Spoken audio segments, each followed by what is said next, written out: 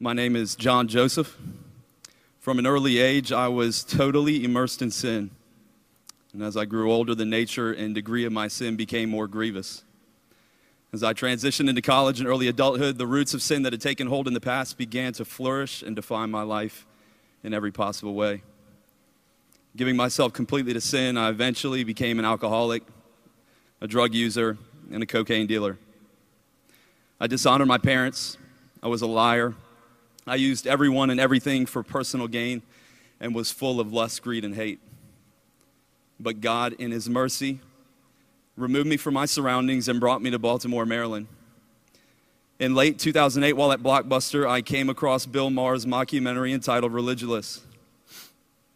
After watching the documentary, I was annoyed at Maher's obvious bias in his portrayal of religion. And so I got on Google and searched for a debate on Christianity.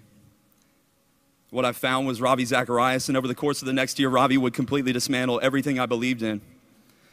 As I continued to search for more teaching on the web, God in His mercy would eventually lead me to Desiring God Ministries.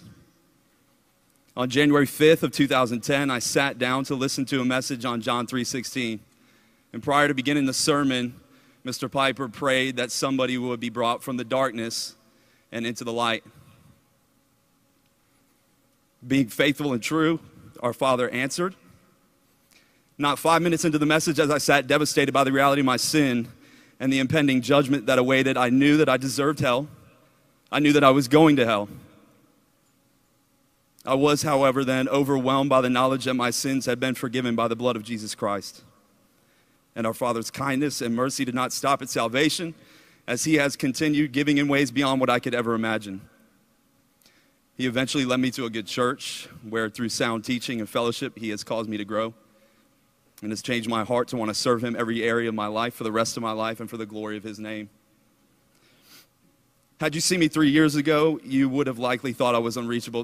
Seriously, there's no reason for me to be standing here. I still can't believe that I'm standing here outside of God's power, but I stand here by grace as a testament to the power of the gospel.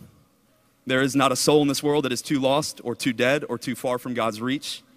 You need to tell everyone this gospel. Do not underestimate the power of this gospel.